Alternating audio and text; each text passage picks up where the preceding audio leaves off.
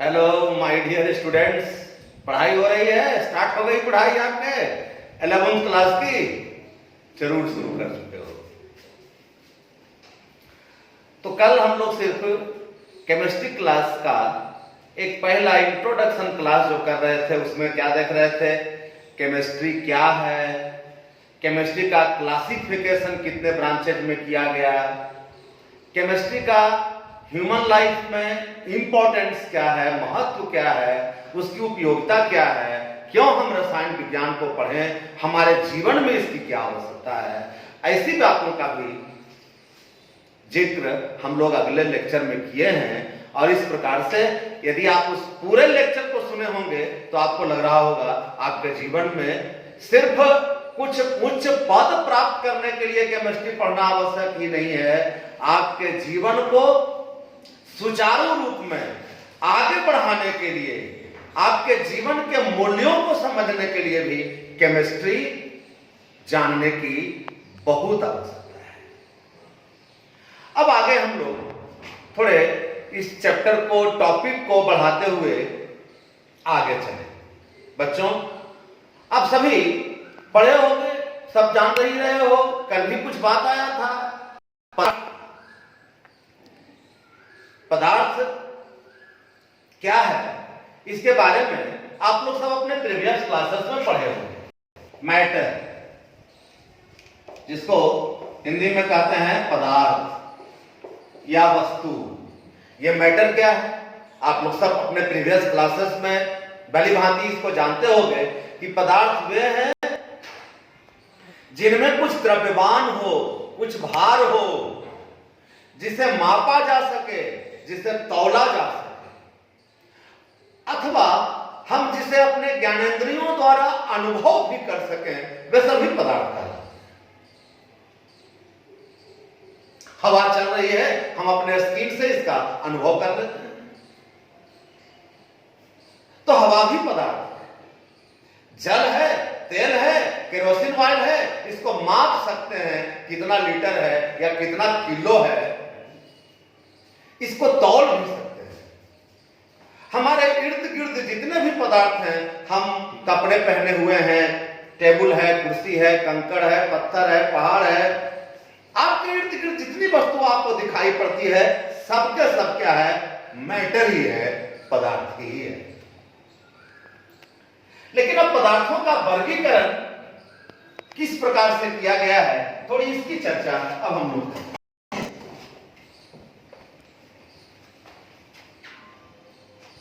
Matter and it's classification, पदार्थ एवं उसका वर्गीकरण।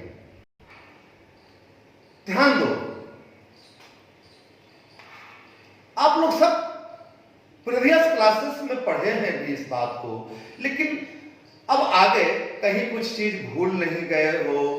आगे हम लोगों को केमिस्ट्री को काफी डिटेल में पढ़ना है, तो इसके लिए हम आपको कुछ जो मूलभूत जानकारी है उसको बस थोड़ा फिर से जो भूल चुके हो उसको आपको मेमोराइज कराना चाहते हैं, ताकि आगे आपको किसी बात को, किसी वर्ड को समझने में कभी कोई दिक्कत नहीं।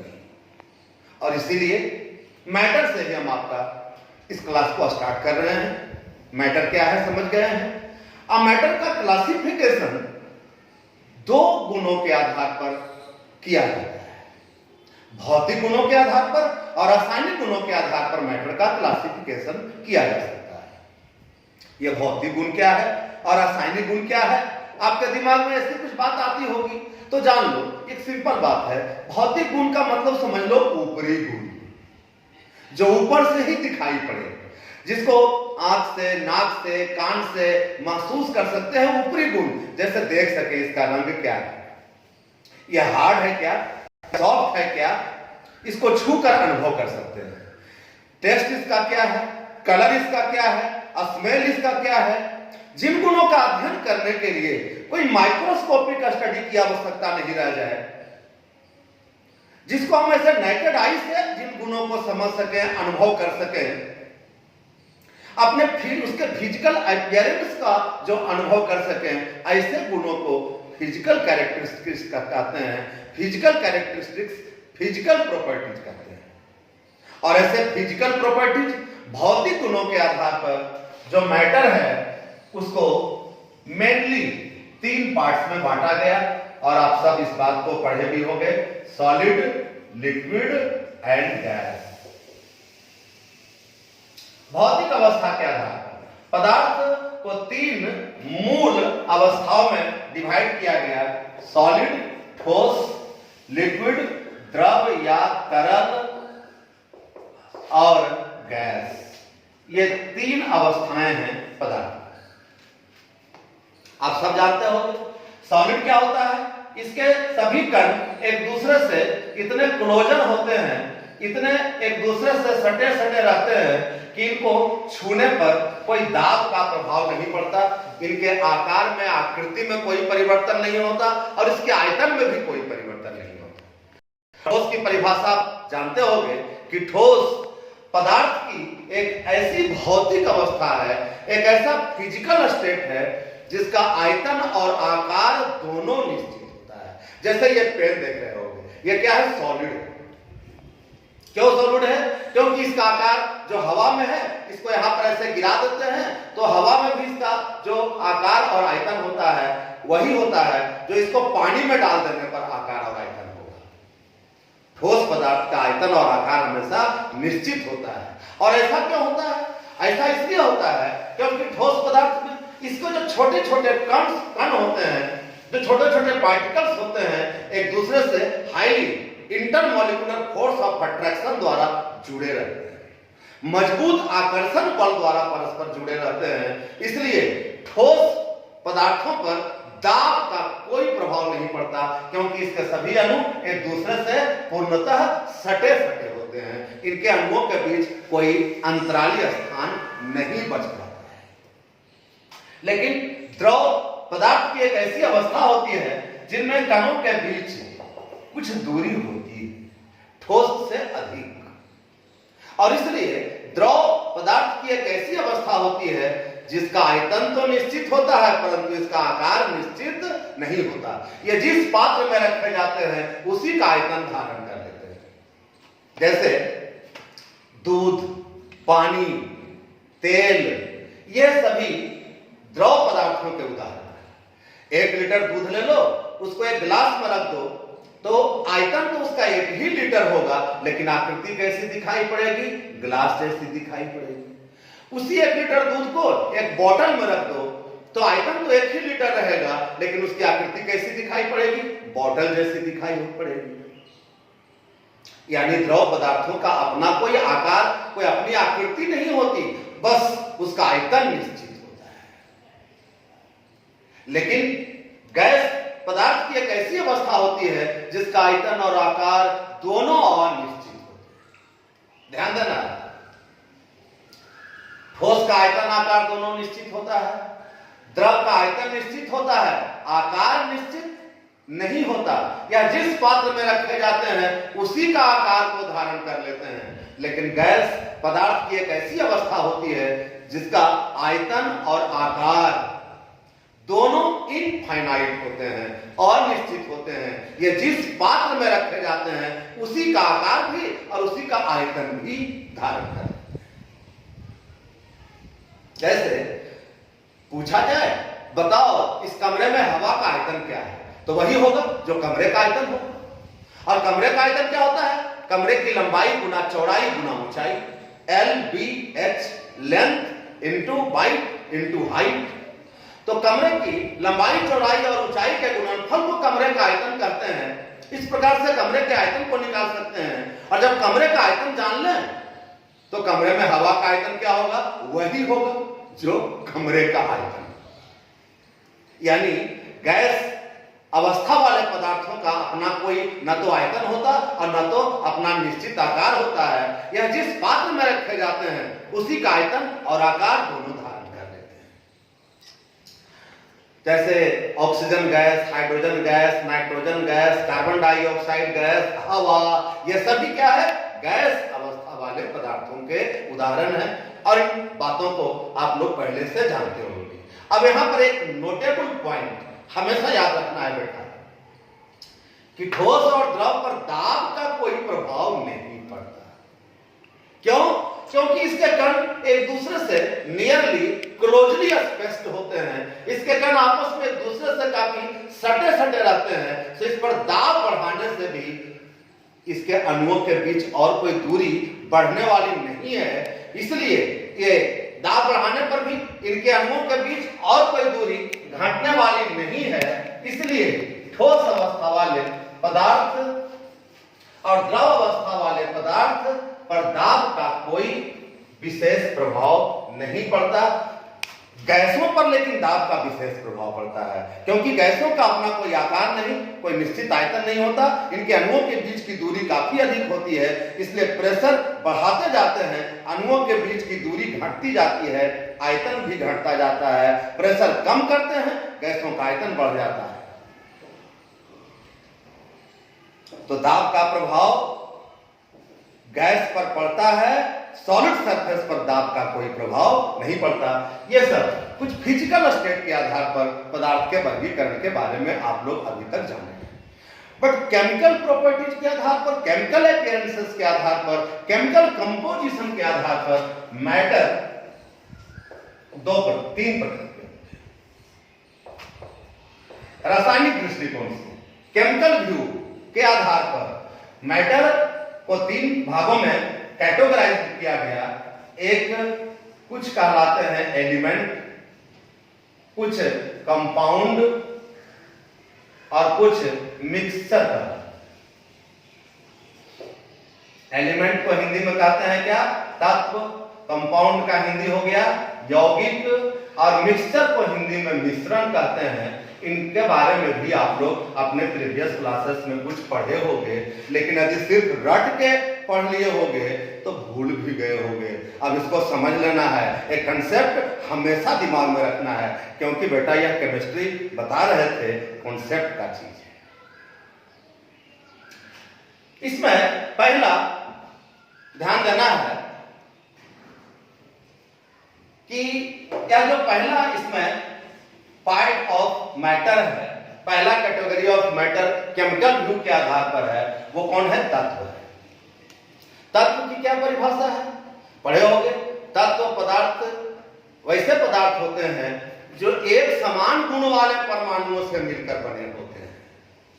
तत्व वैसे पदार्थ होते हैं जो एक समान गुण वाले कणों, एक समान गुण वाले परमाणुओं से मिलकर बने होते हैं, उसको तत्व कहते हैं। जैसे गोल्ड, गोल्ड का सिंबल होता है Au।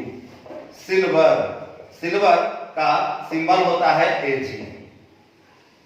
सिंबल ऐसा क्यों होता है, इसके बारे में भी ध्यान देना, पहले से भी बताया गया होगा प्रीवियस क्लासेस में तुम लोगों को, कि तत्वों का लैटिन नाम भी होता है, और लैटिन नाम के आधार पर तत्वों का सिंबल दिया जाता है।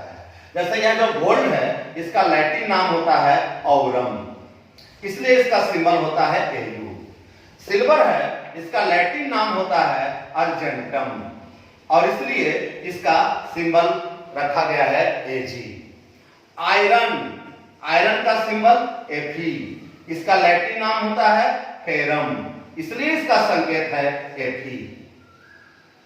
सोडियम, इसका सिंबल होता है Na, और इसका लैटिन नाम है नाइट्रम, इसलिए इसका सिंबल होता है Na।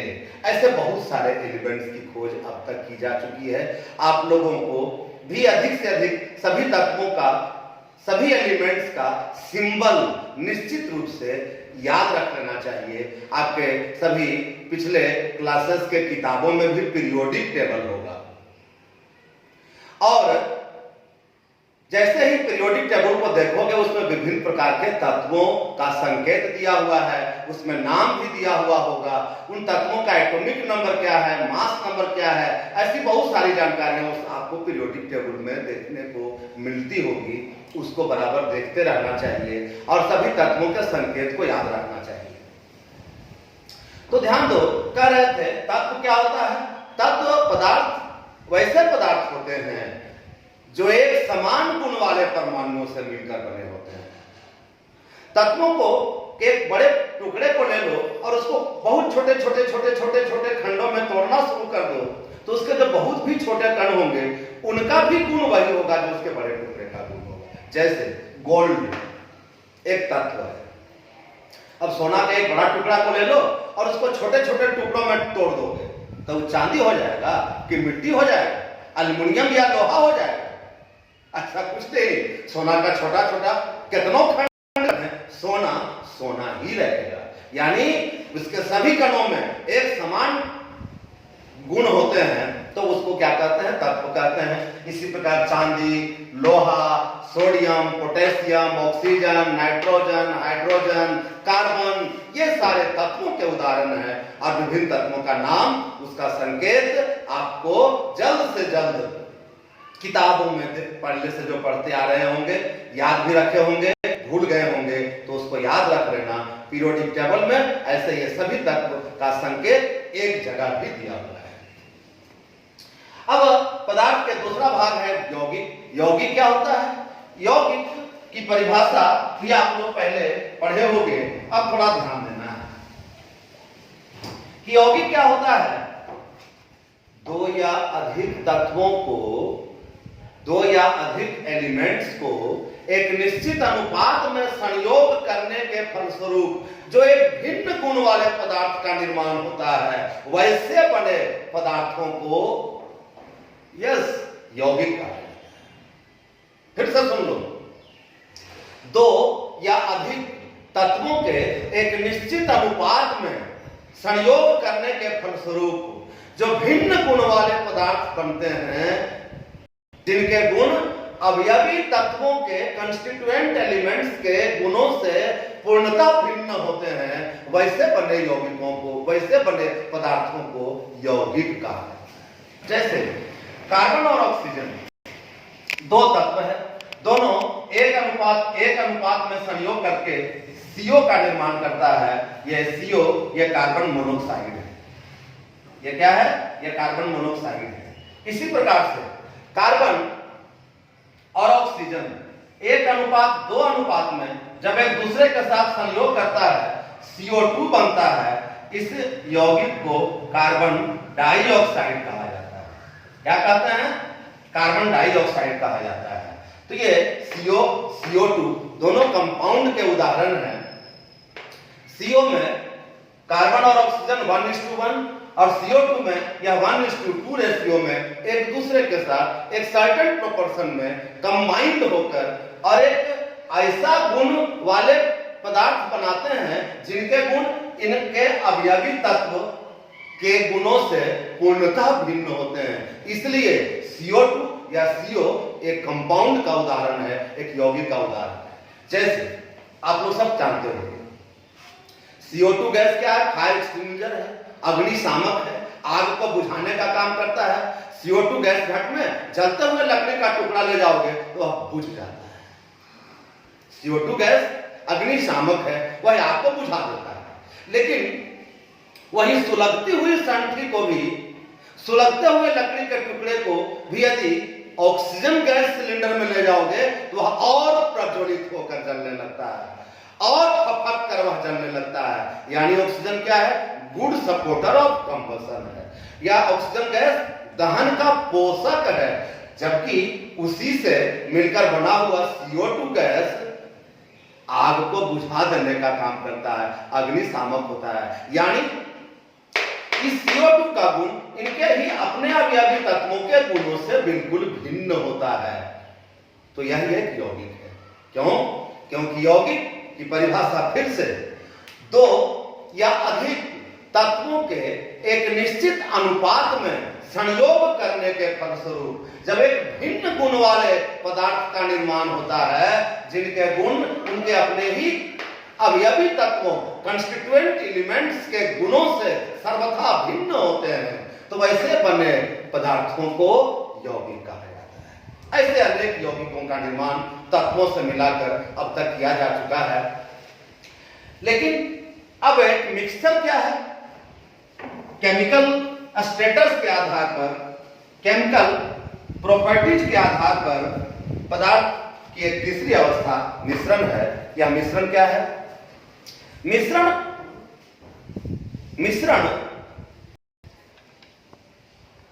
जब दो या अधिक पदार्थों को एक दूसरे के साथ किसी भी अनुपात में मिला दिया जाए, दोनों में कोई कम कोई अधिक, किसी अनुपात में दो या अधिक पदार्थों को एक दूसरे के साथ मिला देने पर भी मिला दिया जाए और उनके गुणों में कोई परिवर्तन नहीं हो, उनका गुण वही हो जो उसमें मिलाए गए पदार्थों के अवयवी पदार्थों के गुण हो, तो वैसे बने पदार्थ को मिश्रण कहते हैं।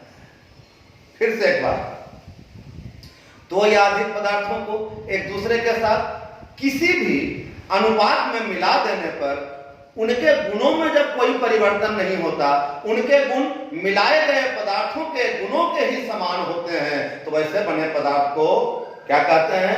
यस, मिश्रण कहा जाता है। जैसे बालू और नमक का मिश्रण, बालू और चीनी का मिश्रण, ये सब। जैसे तांबा, पीतल, तांबा क्या है जानते हो? तांबा नहीं, तांबा तो एक प्योर एलिमेंट है। जैसे पीतल, कांसा, नाम सुने होंगे, घरों में रहते होंगे। पीतल अंग्रेजी में इसको ब्रास कहते हैं। क्या है यह? कोई मेटल है क्या? यह अलग से कोई एलिमेंट नहीं, यह एक प्योर मेटल नहीं है। ब्रास, पीतल, तो पीतल क्या है? यह दो धातुओं का मिश्रण होता है। कौन कौन धातुओं का?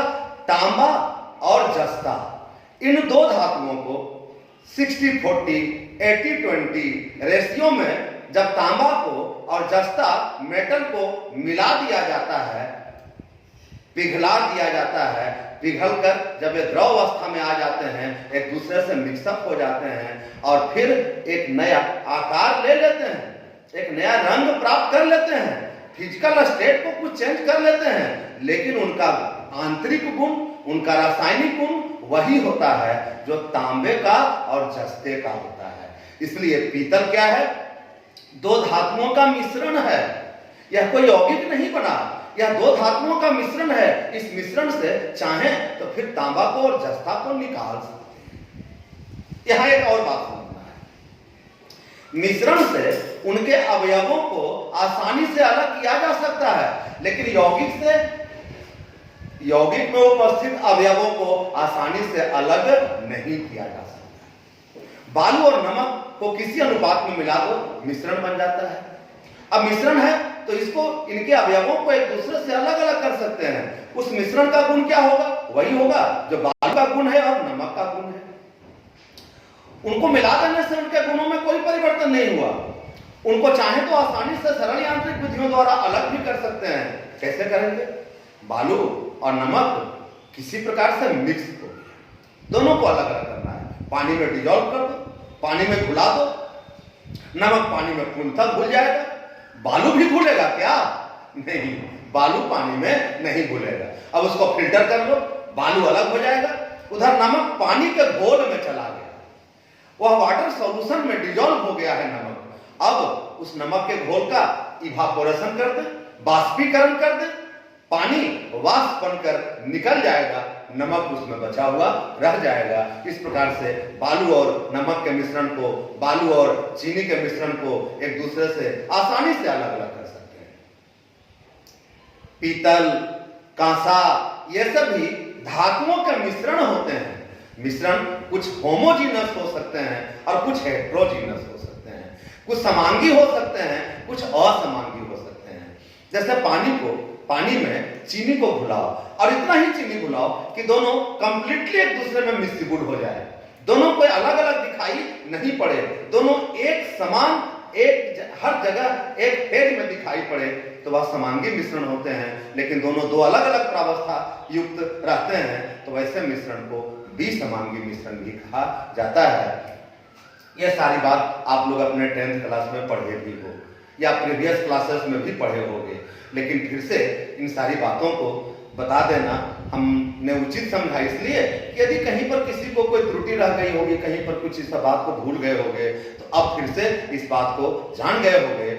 आगे अगले दिन अब हम फिर से आपके इस कंसेप्ट में, फंडामेंटल कंसेप्ट में कुछ और छोटी छोटी बातों को लेकर पहले उपस्थित होंगे और उसके बाद फिर आपके जो मेन सिलेबस का चैप्टर है उस पर फिर हम आवेंगे। आज यहीं तक आपके लेक्चर को विराम देते हैं। Thank you very much.